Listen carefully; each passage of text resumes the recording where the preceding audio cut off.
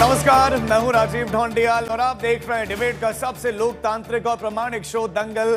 बिहार में सियासत का पारा चढ़ चुका है, लेकिन इस बार मुद्दा विकास नहीं बल्कि इफ्तार है। बीजेपी हो, आरजेडी हो या नीतीश कुमार, हर कोई इफ्तार की सियासी थाली सजाने या फिर खाने खिलाने में जुटा है। कल मुख्यमंत्री नीतीश कुमार इफ्तार की मेज सजाने वाले हैं और इस बार मेहमानों की लिस्ट बड़ी खास है, उसमें खास नाम है बीजेपी। तो क्या यह बीजेपी की मुस्लिम वोट बैंक में सेंधमारी की कोशिश है या फिर सेकुलरिज्म का नया अवतार है? वहीं आरजेडी भी अपनी अलग इफ्तार पार्टी की तारीख तय कर चुकी है। अब ऐसे में सवाल यह उठता है कि क्या बिहार में इफ्तार सिर्फ रोजेदारों के लिए है या 2025 के चुनावों की राजनीतिक भूख को शांत करने का जरिया बन चुका है? क्या यह सिर्फ इफ्तार की रस्म अदायगी है या इसके पीछे गहरी सियासी चालें बिछाए जा रहे हैं? आखिर कैसे इफ्तार बन सकता है वोट बैंक की राजनीति का नया हथियार? आज इन्हीं सवालों के इर्द गिर्द होगी बड़ी बहस, लेकिन सबसे पहले आपको दिखाते हैं हमारी खास रिपोर्ट।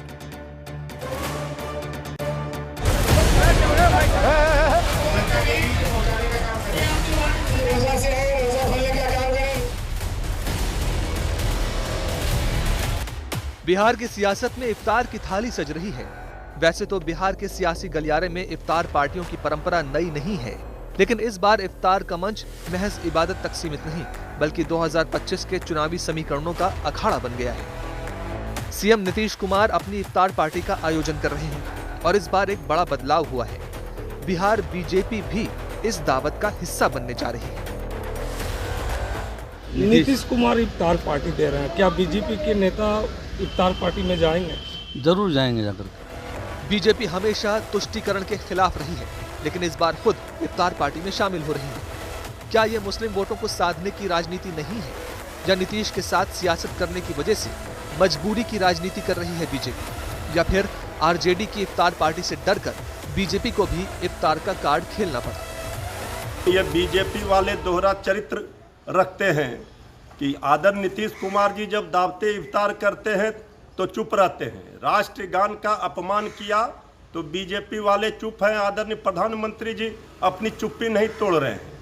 लेकिन श्री तेजस्वी यादव जी तो मंदिरों में भी गए, पूजा अर्चना किया और दावते इफ्तार में भी शामिल हुए। यही तो हम टीका भी लगाते हैं, टोपी भी पहनते हैं, इसलिए सारे जहां से अच्छा हिंदुस्तान हमारा कहा गया है।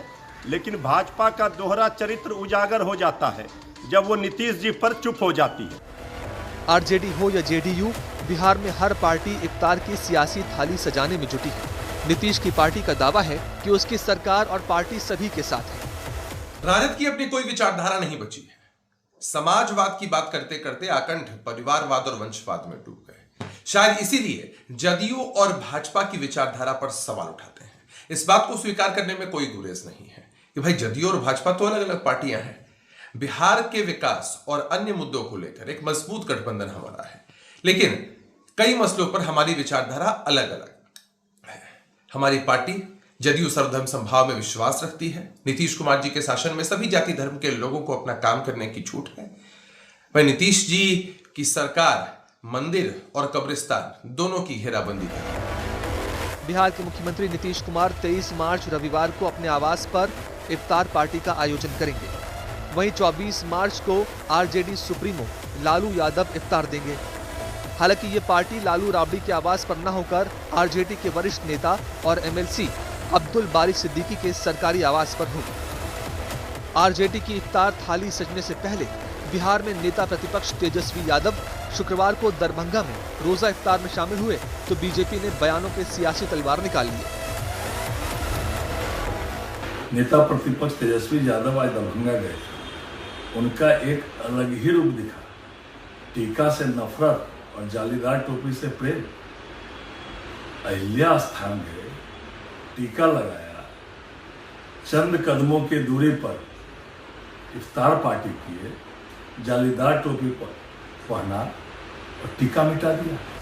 हालांकि तेजस्वी दरभंगा में मंदिर भी गए, यानी टोपी भी पहनी और टीका भी लगाया। पूर्णिया में भी इफ्तार का आयोजन किया गया है। लोग पूर्णिया आखिरी छोर है तो वहाँ भी जा करके हमारे जितने मुसलमान भाई हैं सभी लोगों से हम लोगों की मुलाकात होगी।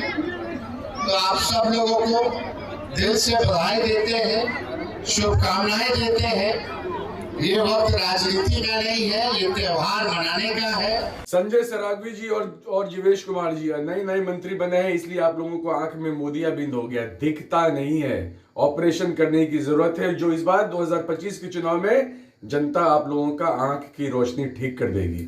सवाल उठता है, आप सवाल उठा रहे हैं हमारे नेता पर। अरे नेता ने तो मंदिर में जाके श्रद्धा के साथ पूजा भी करी, घर में भी करते हैं और इफ्तारी में भी गए। समाज के सभी वर्गों को साथ में लेकर चलने की बात करते हैं वो।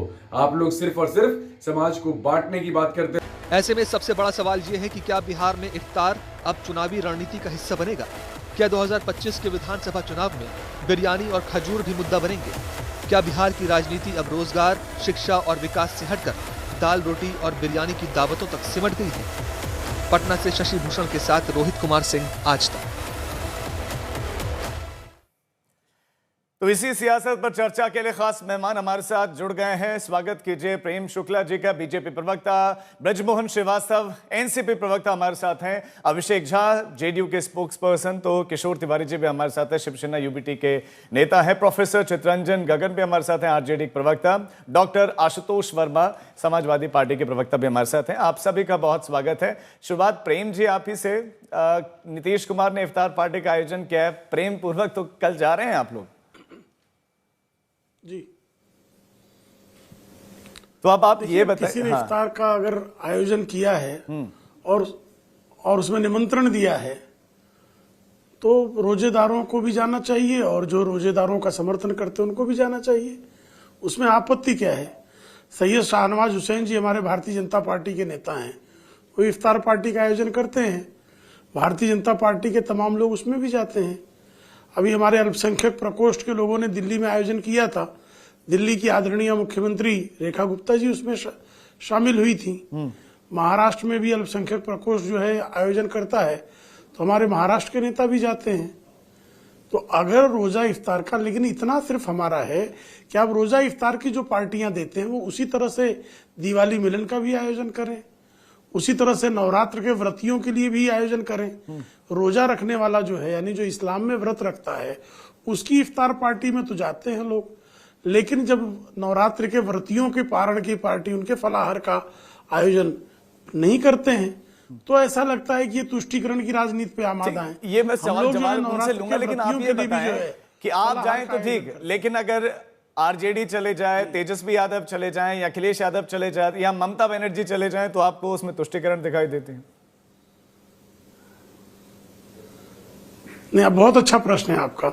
मुझे कृपा करके बताइए कि रोजा इफ्तार पार्टी में जो मुस्लिम आयोजन करते हैं, कितनी रोजा पार्टी मुस्लिम महिलाएं आती हैं? रोजा इफ्तार पार्टी में मुस्लिम महिलाएं मुस्लिम भाइयों के साथ बैठकर कितनी बार इफ्तार करती, मुझे दृश्य जरा दिखाइएगा। तो सुश्री ममता बनर्जी करेंगी इफ्तार, लेकिन मुस्लिम हमारी जो बहनें हैं उनको वहां नहीं बैठाया जाएगा। तो एक विसंगति ये दिखाई देती है। दूसरा, जो आरजेडी के श्रीमान तेजस्वी यादव के रोजा इफ्तार पर जो आपत्ति हुई, रोजा इफ्तार पर आपत्ति नहीं हुई, वो पूजा करने गए किसी जगह पे, वहां पर उनको टीका लगाया गया, तिलक लगाया गया। जब रोजा इफ्तार में गए तो तिलक पोंछ कर गए। मुझे किसी के रोजा इफ्तार में जाना है तो अपने तिलक को पोंछने की क्या आवश्यकता है?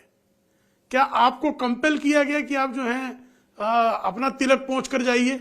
मुसलमानों की शर्त है क्या ये? या आपको जो है तिलक पर आपत्ति है? जवाब ले लेते हैं चितरंजन जी। तिलक पहनने पर आपको जो है किसी प्रकार का क्यों मिट गया? हुए कह रहे हैं कि चले जाएं, आप जा सकते हैं कार्यक्रम में जाएं, लेकिन भाई पहले टीका लगा हुआ था, मिट कैसे गया?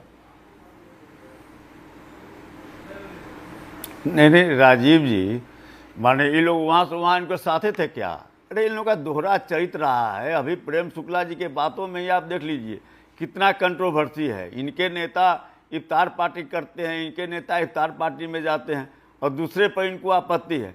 देखिए मामला यह है कि जनता से जो जुड़े बुनियादी मुद्दे हैं, महंगाई है, बेरोजगारी है, किसानों का सवाल है, महिलाओं का सवाल है, बिहार में लॉ एंड ऑर्डर की स्थिति आप जो देख रहे हैं, जिस ढंग से लगातार हत्याओं का एक चैन चला हुआ है, अभी माननीय मुख्यमंत्री जी द्वारा जिस ढंग से राष्ट्रगान का अपमान किया गया, पूरा देश आज इससे जो है सो अपने को शर्मिंदगी महसूस कर रही है।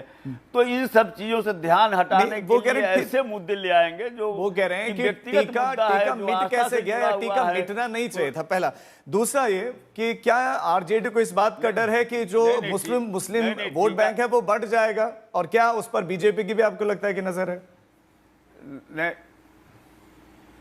नहीं राजीव जी, हम टीका और तिलक पर और टोपी पर राजनीति नहीं करते हैं, या भाजपा राजनीति करती है, क्योंकि जनता के मुद्दों से इनका कोई वास्ता नहीं है। तो इसीलिए यह कपड़े के रंग पर, पहनावे पर तिलक मिटाया क्यों नहीं, यह राजनीति भाजपा, यह दोहरा चरित्र भाजपा तिलक क्यों मिटाया? आप बताइए ना, राजनीति हम कर रहे हैं, तिलक मिटा रहे हैं तेजस्वी जी। नहीं, प्रेम शुक्ला जी, मैं तो नहीं प्रेम शुक्ला जी, आप तो टीका चंदन नहीं करते हैं, मैं तो टीका चंदन करने वाला पंडित जी हूँ, और टीका चंदन सवेरे करता हूँ। आज हमारा चंदन दिखाई दे रहा है। नहीं क्या नहीं बात, मेरा 24 घंटा मैं तो सवेरे टीका चंदन करता हूँ, और मेरे बाल पर चंदन यह बेतुका देखिए कितना झूठ आप बोल रहे हैं। बेतुका सवाल, यह सवाल ही मेरे बाल पर तो चंदन भी दिखाई दे रहा है। बेतुका है। आप इतनी हल्की राजनीति, नहीं राजनीति को आपने इतना निचले स्तर पर आप लोगों ने ले जाने का काम किया है। मैंने कहा कि माननीय मुख्यमंत्री जी ने राष्ट्र का अपमान किया, राष्ट्रगान का अपमान किया, इस पर आपका कोई एक जबान नहीं खुला, एक शब्द नहीं एक शब्द आपका नहीं निकला, भाजपा के किसी नेता का जवान नहीं खुला। नहीं, अपने को राष्ट्रभक्ति का दावा करते हैं कि राष्ट्रभक्त हमें बढ़ के राष्ट्रभक्त है। अब आप डाइवर्ट कर रहे हैं, मुद्दे भाग रहे हैं, एक शब्द किसी का नहीं भाग रहे हैं, उत्तर नहीं है आपके पास। नहीं भाग नहीं रहे, नहीं भाग आप रहे हैं। मैंने कहा मैंने कहा कि राष्ट्रगान का अपमान माननीय मुख्यमंत्री जी तेजस्वी जी को तिलक से क्या तिलक मिट जाता है भाई, अलग अलग कार्यक्रमों में हिस्सा बनते हैं तो तिलक मिट जाता है। कुछ और लोगों को चर्चा का हिस्सा बनाते हैं। अभिषेक झा जी एक सवाल पूछ रहे थे अभी आरजेडी के प्रवक्ता कि भाई राष्ट्रगान का अपमान हुआ है, उस पर जेडीयू ने कुछ नहीं कहा, उस पर आप ही प्रतिक्रिया दे दीजिए पहला।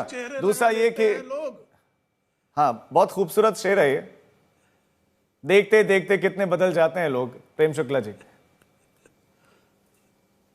जी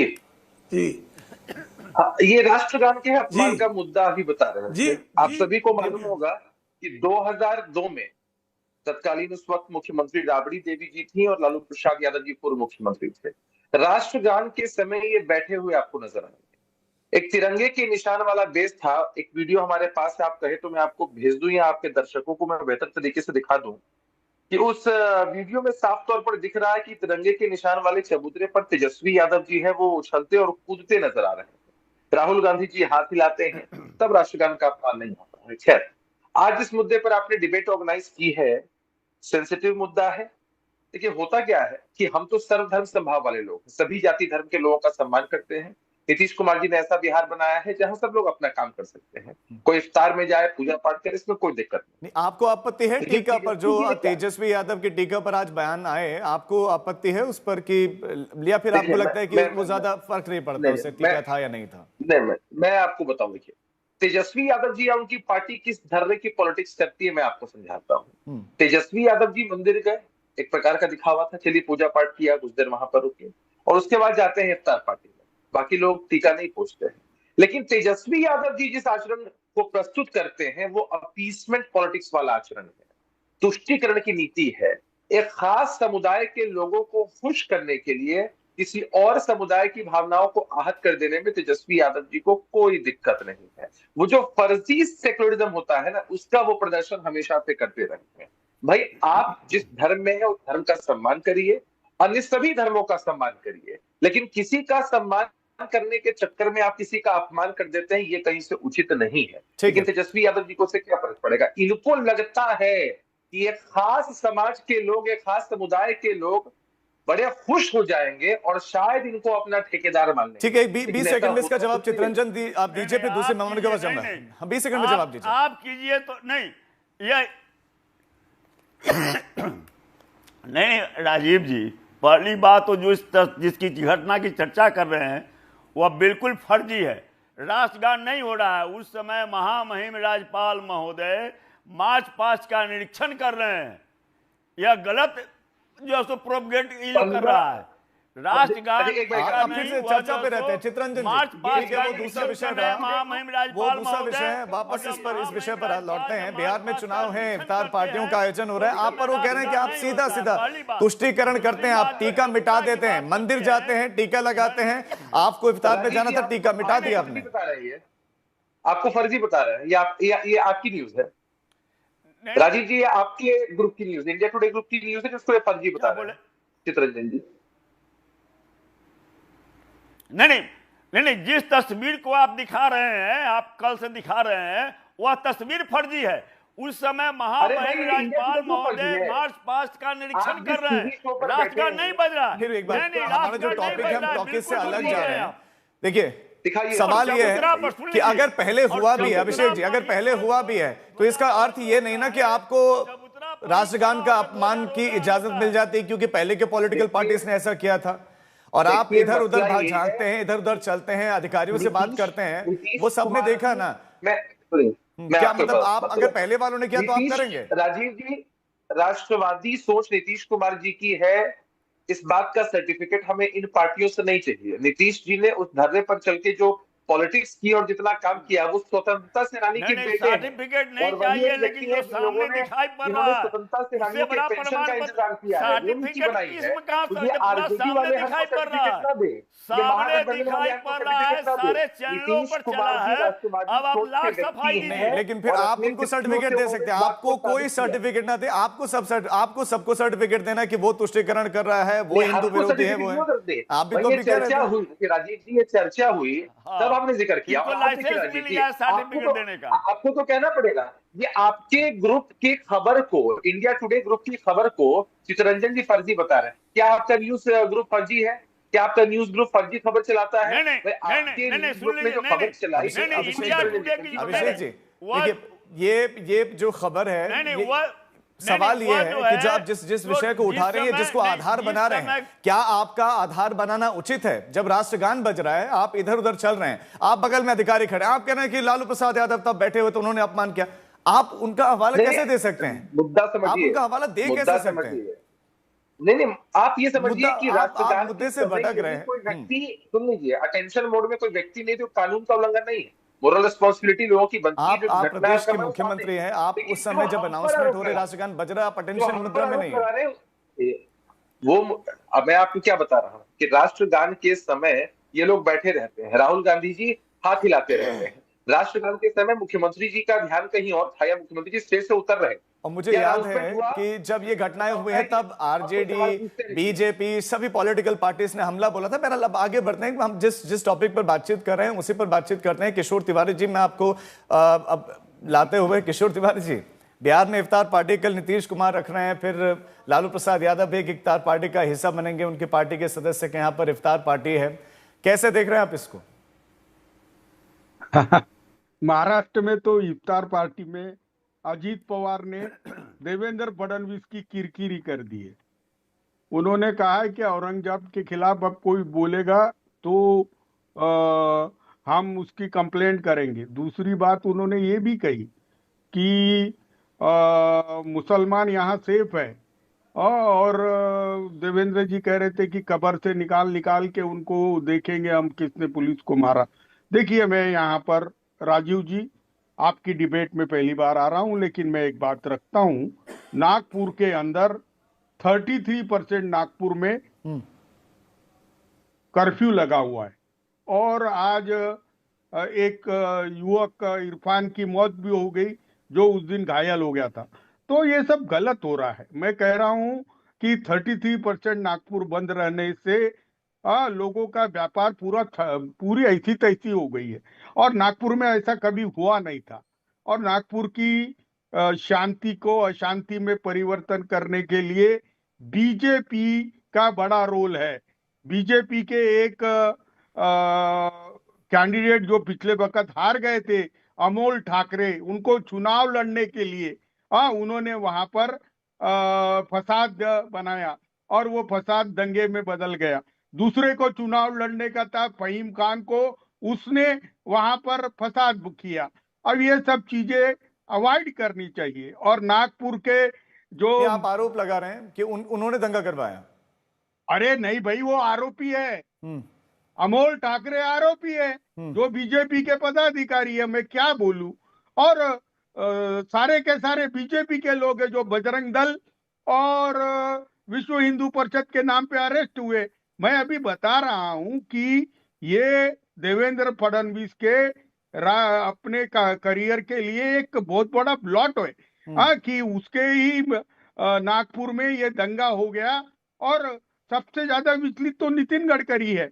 अगर नितिन गडकरी इनिशिएटिव नहीं लेते तो नागपुर में दंगा और फैल जाता। मैं कह रहा हूं शांति रिस्टोर होनी चाहिए।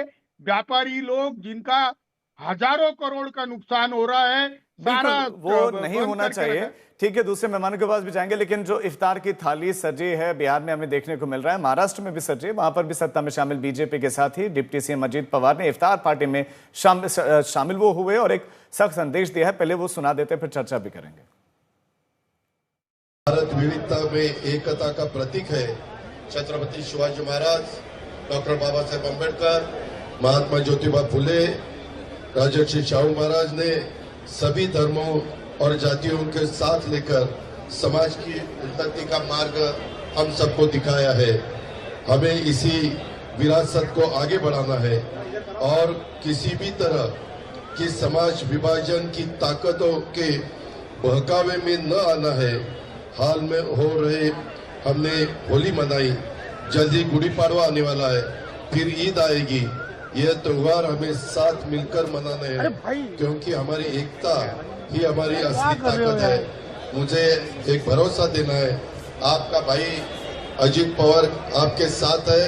हमारी मुस्लिम भाई बहनों को जो भी आंखें दिखाएगा, दो गुटों में झगड़ा लगाकर अमन शांति को भंग करेगा और कानून को अपने साथ में लेने की बात करेगा, तो वो कोई भी हो, उसे किसी भी कीमत पर बख्शा नहीं जाएगा, माफ नहीं किया जाएगा। इतना ही मैं आप सभी को बताना चाहता हूं। तो जो भी मुस्लिमों को आंख दिखाएगा उसे बख्शा नहीं जाएगा। प्रेम शुक्ला जी, आरोप बीजेपी पर ही लगते हैं और जो एनसीपी है अजीत पवार कह रहे हैं कि जो भी आंख दिखाएगा बख्शा नहीं जाएगा उसे, और ये कब्र में से निकालने की बात करते हैं। मुसलमानों को आंख दिखाएगा वो बख्शा नहीं जाएगा, ठीक है। नहीं, और दंगाइयों को तो निकालेंगे कब्र में से। उन्होंने नहीं कहा कि दंगाइयों को आंख मत दिखाना, दंगाइयों को गिरफ्तार मत करना, दंगाइयों पर मकोका मत लगाना, दंगाइयों को छोड़ देना, आतंकवादियों का तुष्टीकरण करना, आतंकवादियों को अखिलेश यादव की तरह जो है उन पर से मुकदमे उनका मजहब पूछ के वापस ले लेना, आतंकवादियों को बिरयानी खिलाना, ये नहीं कहा उन्होंने। नहीं, पर वही आप पर तो आरोप यही लगाते हैं ना, यही तो आरोप आप पर लगाया जाता है कि आप सिलेक्टिव, आप अगर गिरफ्तारियां भी करते हैं दंगे में तो एक पक्ष की करवाते हैं, दूसरे पक्ष को छोड़ देते हैं। आरोप है, झूठा आरोप। दंगा झूठा आरोप हमने कहाँ किया? दंगा आपने बढ़ाया, पहले तो दंगा हुआ, दंगा आपने भड़काया, दंगा आपने भड़काया। दंगा मैं जवाबदारी से करती रही है। नागपुर के अशांति के जनक बने हैं लोग।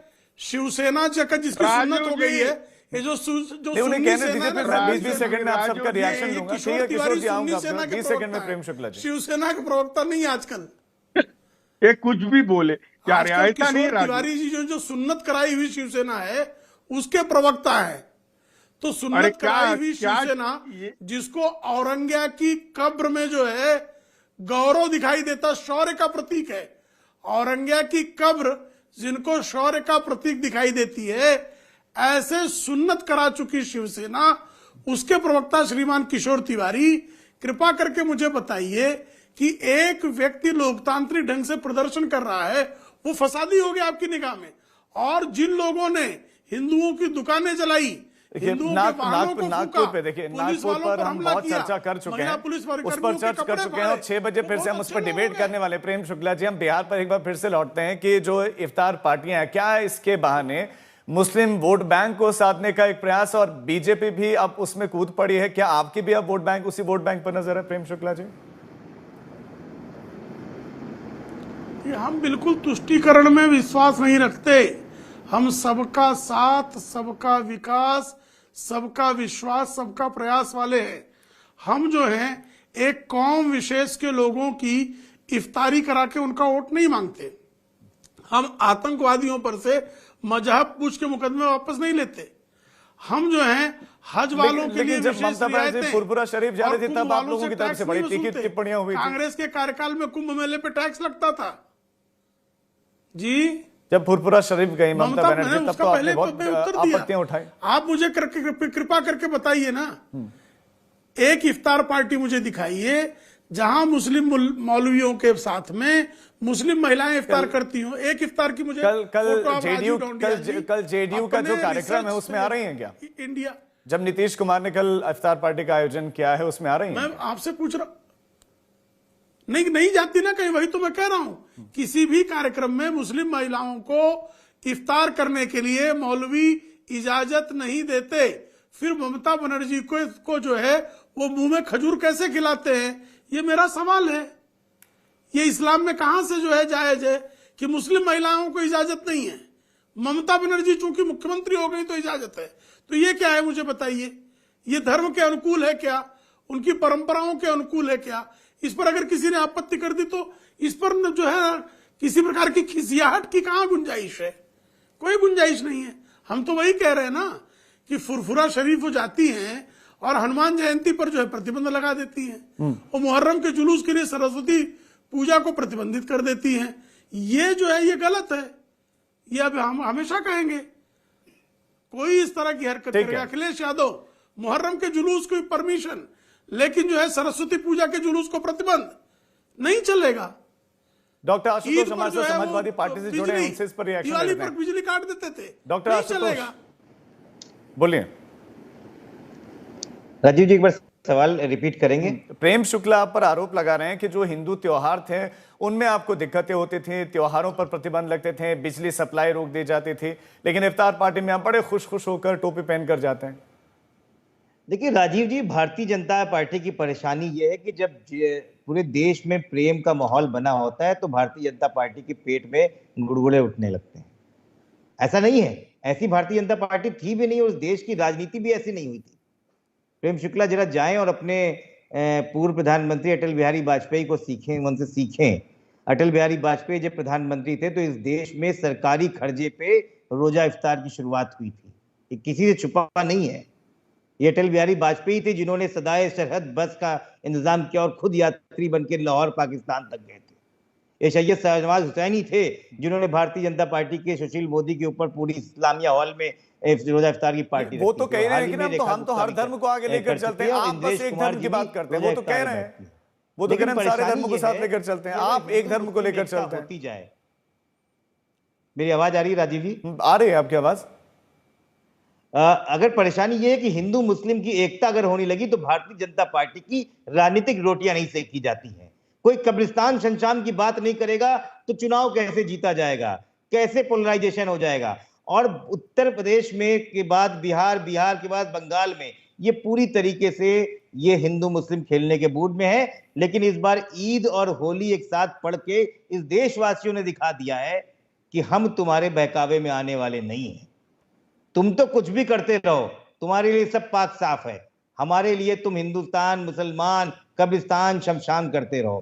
किसी को किसी में इंटरेस्ट नहीं है इसमें राजीव जी। भारतीय जनता पार्टी की दकियानूसी राजनीति अब लोग उठा के फेंक चुके हैं। अब इनके झोला उठाने का टाइम आ गया है।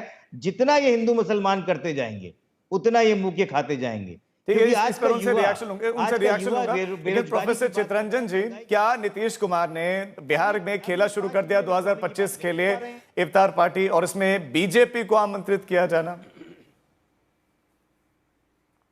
Rajiv ji, I am not getting your voice. Nitish Kumar ji की जो स्थिति है, हम लोग के बड़े भाई हैं, हम लोग काफी सम्मान की दृष्टि से उन्हें देखते हैं। लेकिन नीतीश कुमार जी, अब उनकी जो स्थिति है, अब नीतीश कुमार जी केवल सिंबल रह गए हैं। वह जो है सो भाजपा का जो दोहरा चरित्र है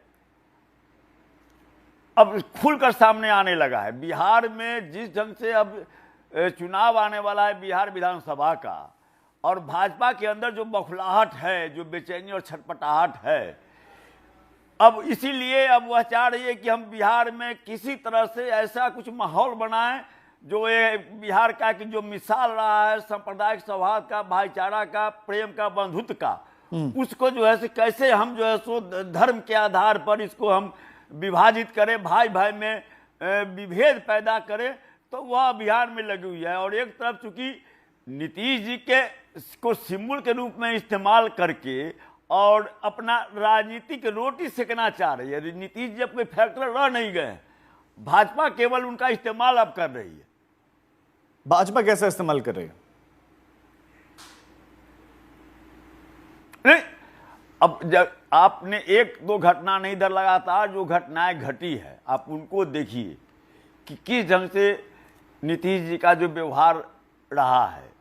अब प्रगति यात्रा पर निकले लेकिन कहीं भी आम पब्लिक के साथ उनका संवाद नहीं हुआ।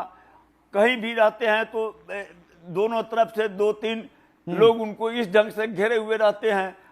अब उसके बाद भी जो कुछ हरकतें इधर पिछले कुछ दिनों से, चाहे सदन के अंदर या सदन के बाहर हो, तो अब यह कहीं छुपी हुई बात नहीं कि नीतीश जी की स्थिति क्या है। लेकिन भाजपा के सामने सवाल यह है कि भाजपा तो आज तक बिहार में इसका कोई नेता नहीं आ सका। जो भी नेता इनके पास में है सब जो है सो आयातित है। ठीक है, अभी अभिषेक जी सोशल इंजीनियरिंग है या फिर अब ये 25 के लिए मजबूरी है?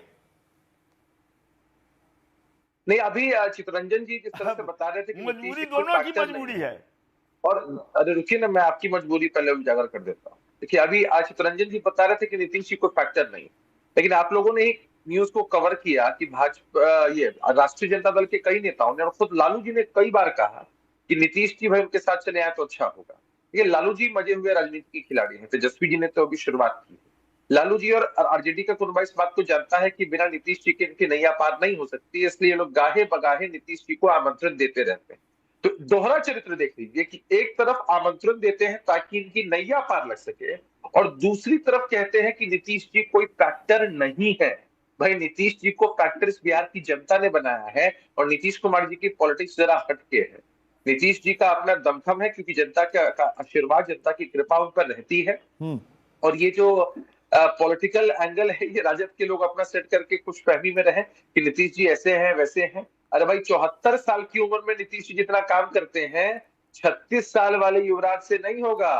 36 साल वाले युवराज की दिनचर्या जब शुरू होती है ना, उससे पहले नीतीश कुमार जी कई फाइलें निपटा लेते हैं और देर रात तक भी काम करते रहते हैं। तो ये हमारे नेता की छवि धूमिल करने का एक कुंठित प्रयास करते रहे। बिहार के आम जनमानस का जो साथ है वो उनके साथ है।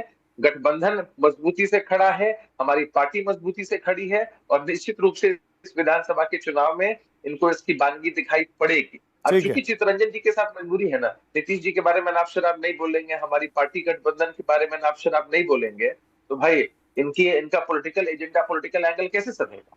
तो नीतीश जी अपना काम कर रहे हैं। जिनको उनके खिलाफ बोलते रहना है बोलते रहने दीजिए, जिनको साजिश करनी है करते रहने दीजिए। जो वोट दे उनका भी आभार, जो वोट नहीं दे उनका भी आभार। ठीक है चितरंजन जी, 20 सेकंड में आपके रिएक्शन पे दूसरे लोगों के पास। नीतीश कुमार बहुत बड़ा फैक्टर हैं, वो कह रहे हैं। नहीं, राजीव जी, जो पार्टी कभी बिहार की सबसे बड़ी पार्टी हुआ करती थी आज 3 नंबर पर चली गई, और उसके बावजूद भी अगर इन लोगों को यह भ्रम है कि नीतीश जी के साथ बिहार की जनता है, तो इसको और क्या कहा सकता है। इसको तो जो है सो एक माने हवाई ही बात कहा जा सकता है। और अभिषेक जी की मजबूरी को समझिए, वो हमको कह रहे हैं मजबूरी उनके साथ है, क्योंकि अभी जनता दल यू का भविष्य अंधकार में है। उसके पास नीतीश जी की जो स्थिति हो गई है, उसके बाद जनता दल यू का कोई भविष्य नहीं दिखाई पड़ रहा है। उसमें इतना अंतर विरोध है कि कुछ लोग जो है सो उसमें इतना घुटन महसूस कर रहे हैं कि भविष्य क्या होगा, उसका पार्टी का भविष्य क्या होगा। इसीलिए कई लोगों का डिमांड भी आया कि उनके लड़कों को राजनीति में लाया जाए। तो अभिषेक जी की मजबूरी को समझिए, और भाजपा की मजबूरी तो आप देख रहे हैं कि उनके जो भी नेता हैं सब क्या आयातित हैं। सम्राट चौधरी जी राजद से और जनता दल होते हुए भाजपा में गए हैं, और भी जो इनके नेता हैं वो सब लगभग, विजय चौधरी जी कांग्रेस होते हुए जनता दल में हैं और अभी भाजपा के ठीक है, तरफ से ठीक है। मैं इसमें ब्रिजमोहन जी के पास भी जाऊंगा, ब्रिजमोहन जी आपके पास आऊंगा। उससे पहले प्रेम शुक्ला जी एक टिप्पणी मैं आपसे लूंगा कि इस बार बिहार में हिंदुत्व के एजेंडा का क्या होगा? इफ्तार की बड़ी ज्यादा चर्चाएं बिहार में।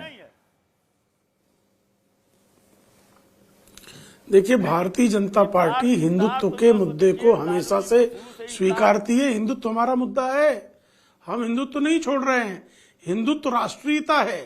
सर्वोच्च न्यायालय के विद्वान न्यायाधीशों ने परिभाषा को स्वीकारा है कि हिंदुत्व भारत की राष्ट्रीयता है और हम राष्ट्रीयता को पूरी तरह से स्वीकारते हैं। लेकिन सबका साथ, सबका विकास, सबका प्रयास, सबका विश्वास हमारा मूल मंत्र है और हम उस मूल मंत्र के अनुकूल काम करेंगे।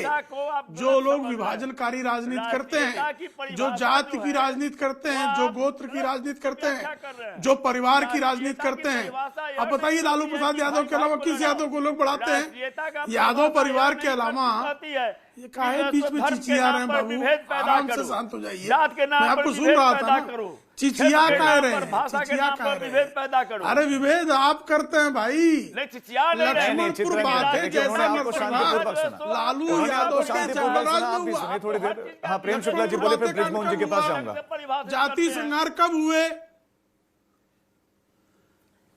आप बीच में लगातार बोल रहे हैं तो क्या इनसे कहा जाए भाई साहब? आप 10 सेकंड में अपनी बात रखें, 10 सेकंड में अपनी बात रखें। प्रेम शुक्ला जी, अगन अनायास जग जा रही है।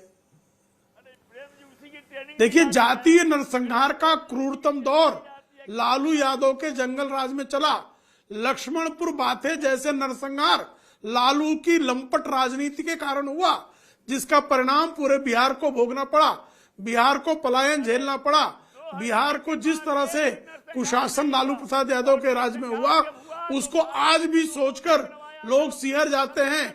शहाबुद्दीन तस्लीमुद्दीन का राज कब चल रहा था? तमाम जाति सेनाएं कब चल रही थी? तमाम आतंकी घटनाएं कब हो रही थी?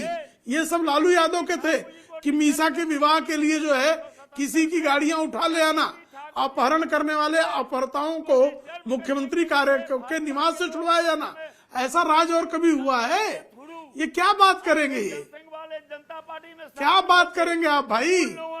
गगन जी, आप क्या बात करेंगे? जरा आप लगन से देखिए कि आपने किस तरह की अगल लगा रखी थी बदनाम करने और कैसे बिहार को भगन बना दिया था आपने, और कैसे नगन थे लालू जी। आप दोनों जो एक ही साथ बोल रहे हैं, दोनों की बात ही उतनी अच्छे से नहीं आ पा रही। ब्रिजमोहन जी, आपको अब चर्चा का हिस्सा बनाते हुए मैं माफी चाहूंगा, थोड़ा देरी से मैं आपके पास आया, लेकिन हमने अजीत पवार का बयान सुना जिसमें वो ये कह रहे हैं कि जो भी मुस्लिमों को आंख दिखाया गया उसे बख्शा नहीं जाएगा। तो पहले मैं आपसे ये जानना चाह रहा हूँ कि ये आंख दिखा कौन रहा है? दूसरा ये कि आरोप ये लग रहा है कि एक तरफा कार्रवाई आप ही कर रहे हैं, आप जिस जो है गठबंधन में सरकार में है, और आप पर ही एक तरफा कार्रवाई का आरोप लग रहा है कि आप सिर्फ चुन चुनकर मुस्लिमों को टारगेट कर रहे हैं। राजीव जी, मैं समझ नहीं पाया आपकी पूरी बात। हम पे ये आरोप कब लगा कि चुन चुन के किसी पे हम लोग प्रहार कर रहे हैं? देखिए, मैं बहुत इस बात को स्पष्ट कर दूं, आदरणीय अजीत दादा पवार ने जो रोजा अवतार के कल के कार्यक्रम में कहा है, उसके पहले 11 तारीख को हम लोगों ने अपने सारी जितनी हमारी राष्ट्रीय जितने प्रदेश के अध्यक्ष हैं, उन सारे लोगों को हम लोगों ने सर्कुलर जारी किया था, ये कहते हुए कि होली एवं रमजान के अवसर पर सौहार्द एवं व्यापकता बढ़ाने हेतु विशेष प्रयास करें। ये कल 21 तारीख को जो पूरे देश में हमारे कार्यकर्ताओं ने, हमारे प्रदेश इकाइयों ने जो कार्यक्रम किए थे, ये उसका समापन था। हम लोगों ने होली का भी उत्सव मनाया।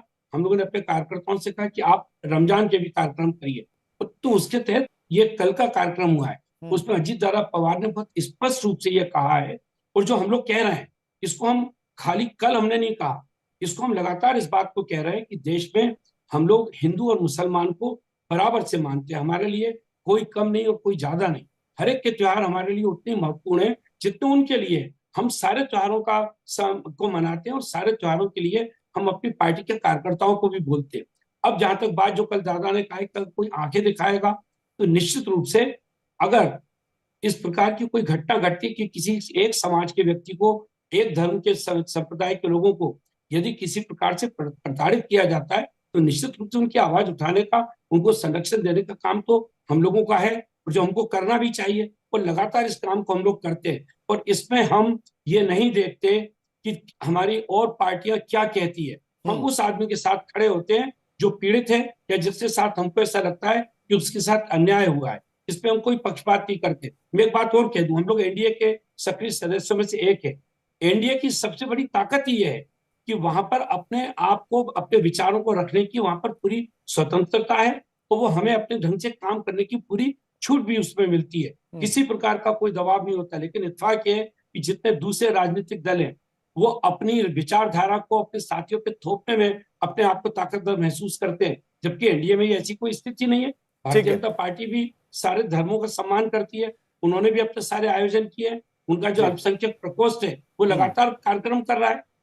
ठीक है, किशोर तिवारी जी कह रहे हैं कि एनडीए में सारे विचार सम्मिलित किए जाते हैं, किसी पर किसी का विचार थोपा नहीं जाता है, सभी धर्मों के कार्यक्रम एकदम बढ़िया से मनाए जाते हैं।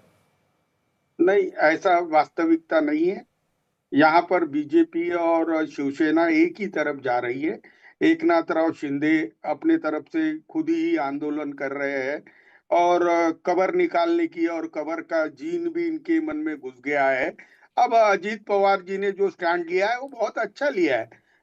और हम तो नागपुर में शांति और अमन प्रस्तापित हो इसके लिए सरकार के साथ है। लेकिन जो कुछ नागपुर में हुआ, आज इरफान की जान चलेगी और कितनी जाने जाएगी।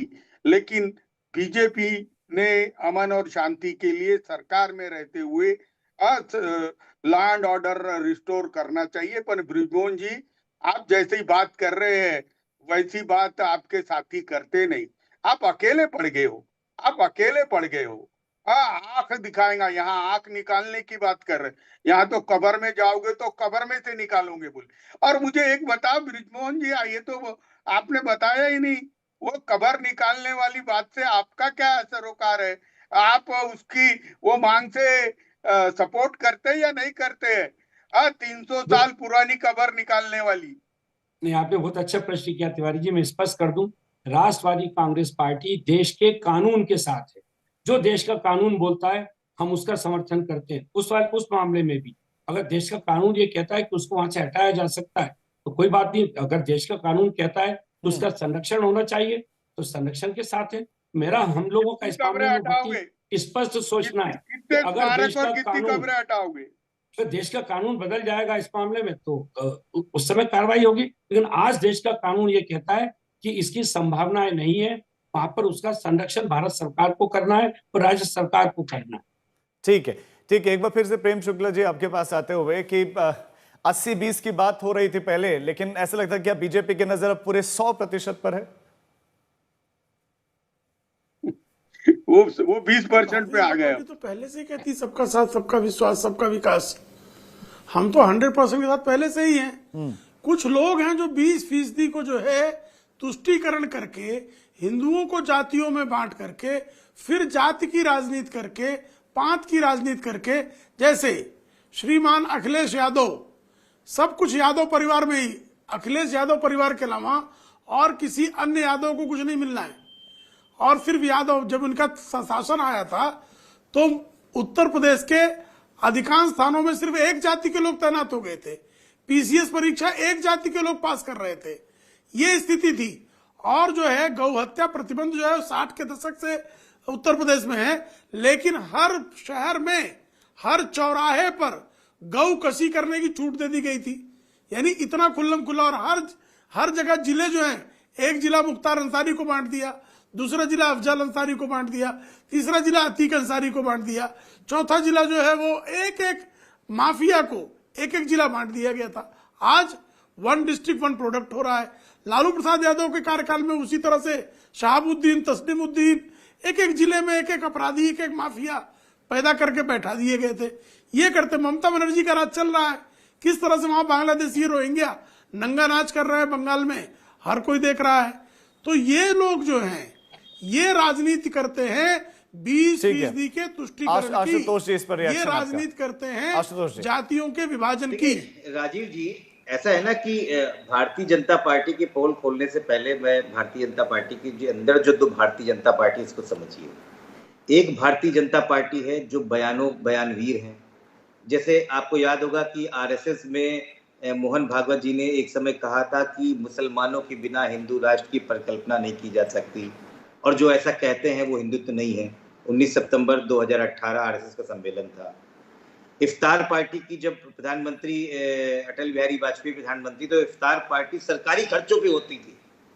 1999 में यही अटल बिहारी वाजपेयी सदाए सरहद बस लेके पाकिस्तान और लाहौर तक चले गए थे। और एक भारतीय जनता पार्टी वो है जो प्रेम शुक्ला जैसे लोगों की है, जो बयानवीर होती है। ये भूल जाते हैं, गोकशी की बात करते हैं। कल की खबर है, उत्तर प्रदेश में भारतीय जनता पार्टी के नंद किशोर गुर्जर ने अपनी सरकार पे भ्रष्टतम आरोप लगाए हैं और कहा है कि उत्तर प्रदेश में गोकशी का रिकॉर्ड बन रहा है और उत्तर प्रदेश सरकार मेरी हत्या करवाना चाहती है। भारतीय जनता पार्टी के मोती सिंह ने कहा कि अपने 40 साल के कैरियर में गांव और जिलों में और तहसीलों में इतना भ्रष्टाचार नहीं देखा है। तो भारतीय जनता पार्टी की असलियत भारतीय जनता पार्टी के लोग ही खोल के उनको नंगा कर रहे हैं, इसको किसी को कहने की जरूरत नहीं है। अब आप टीवी डिबेट पे कुछ भी चिल्लाते रहिए, लेकिन सबको पता है कि 80-20 कब्रिस्तान हिंदुस्तान ऐसी बातें करने वाले भारतीय जनता पार्टी के नेता हैं, क्योंकि यही उनकी राजनीतिक विटामिन की गोलियां हैं। और ये विटामिन की गोली अगर योगी आदित्यनाथ एक दिन न खाएं तो अगले दिन मुंह से आवाज नहीं निकलेगी। क्योंकि बताएं क्या, इन्वेस्टर समिट की बात करेंगे तो इनका ही डीएम जो है 700 बीघे की जमीन लिखा के भाग जाएगा, उसको सीईओ बनाया था। सोलर एनर्जी पे 30,000 करोड़ लिखाएंगे तो पता लगा कंपनी है नहीं, लेकिन एमओयू साइन कर लिया है। और जब इन्वेस्टर समिट की फोटो लगाएंगे तो न्यूयॉर्क में टाइम्स स्क्वायर की किसी और देश की उनके लगा देंगे। प्रेम शुक्ला जी, 20 सेकंड में जवाब, दूसरे मेहमानों से रिएक्शन होगा। प्रेम शुक्ला जी, जो सबसे लिमिट हो चुकी है वहां पहुंच चुकी है। तो टीवी डिबेट में बड़े-बड़े बातें बोलना, शुरू करते इस तरीके की भाषा बोलना, ये इनके गौ तस्करों ने, इससे कोई मतलब नहीं है। अखिलेश यादव के मत कहिए, नंद किशोर गुर्जर से कहिए जाके, क्यों परेशान है? 2012 से 2017 के अखिलेश यादव से मत कहिए प्रेम शुक्ला जी। अरे पहले अपने विधायकों को संभालिए। कर दी थी जो योगी आदित्यनाथ के ऊपर तस्करों ने जो है पुलिस समेत 135 लोगों की हत्या करने का दुष्कर्म अखिलेश यादव के संरक्षण में किया था। ये सत्य है कि नहीं है?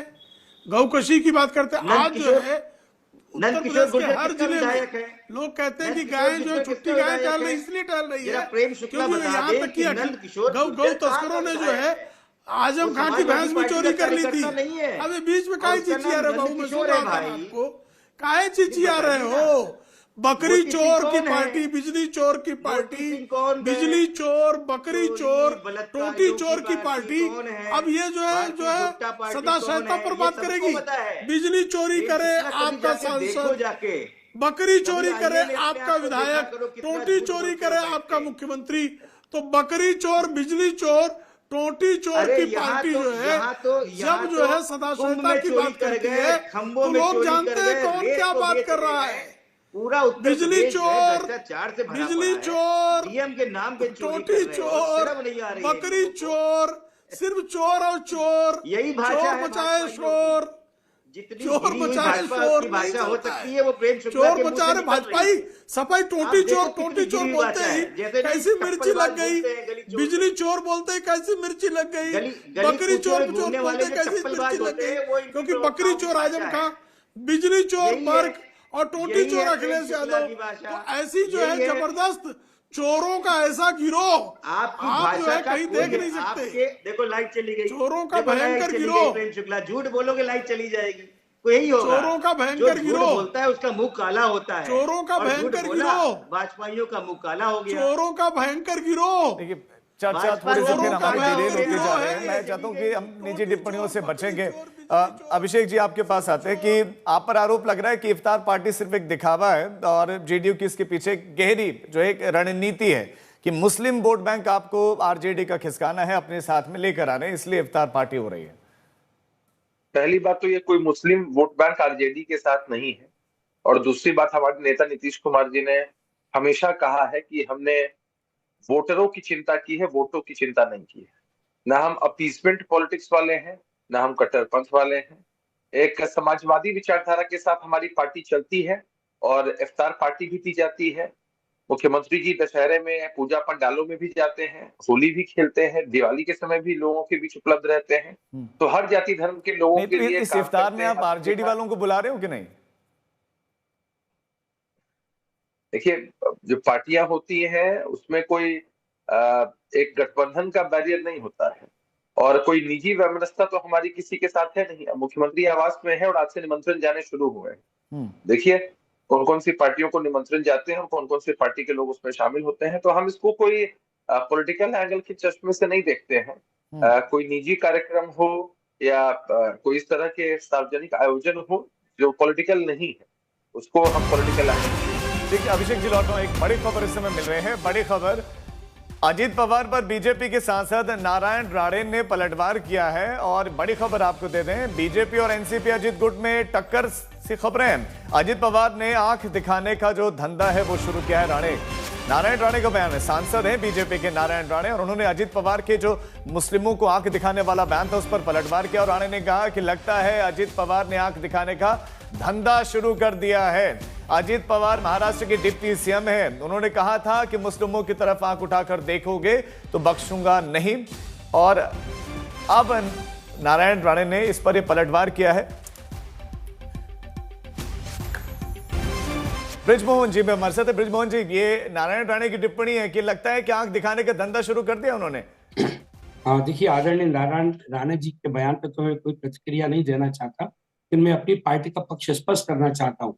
राष्ट्रवादी कांग्रेस पार्टी पूरी तौर से अपने अल्पसंख्यक भाइयों के साथ है और यदि कोई भी पक्ष उनके साथ अन्याय करेगा, हम उनके साथ खड़े होकर आवाज भी उठाएंगे और उनको संरक्षण भी देंगे। ये बात बहुत स्पष्ट है।